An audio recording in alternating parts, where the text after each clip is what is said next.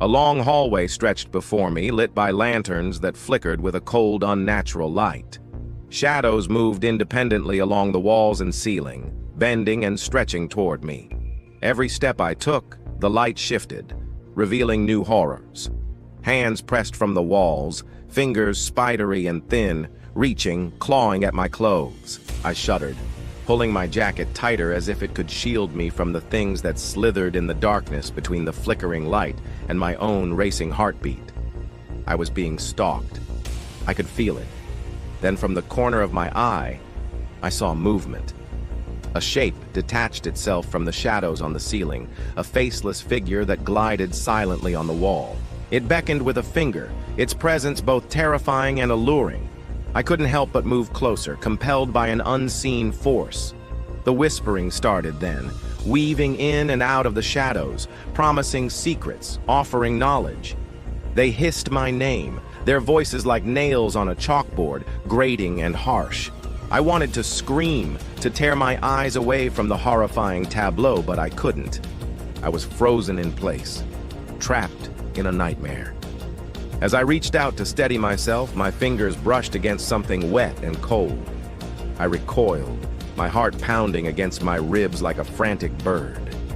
In the flickering lantern light, I saw it was a hand, a severed hand with skin like old parchment, and fingers that curled inward like a closing fist. The whispers grew louder, their voices echoing through the endless hallway. I turned to flee, but the hallway shifted, the walls melting into a grotesque parody of the familiar. I stumbled forward, my foot catching on something solid. I fell forward, my hands scrabbling for purchase on the slick stone floor. And then I saw what I had stumbled upon.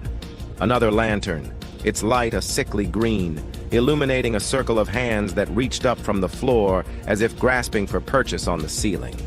I scrambled back, my fingers brushing against cold, damp flesh.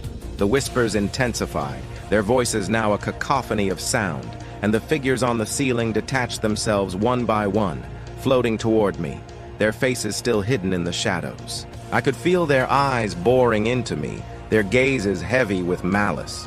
I tried to scream, but my voice was stolen, trapped in my throat. The figures glided closer, their forms solidifying in the dim light. I saw outstretched hands, spidery fingers, and the whispers became a roar. Then they were upon me, their icy fingers digging into my skin, their eyes boring into mine, their voices echoing in my head. And I knew I would never escape the Hall of Endless Lanterns.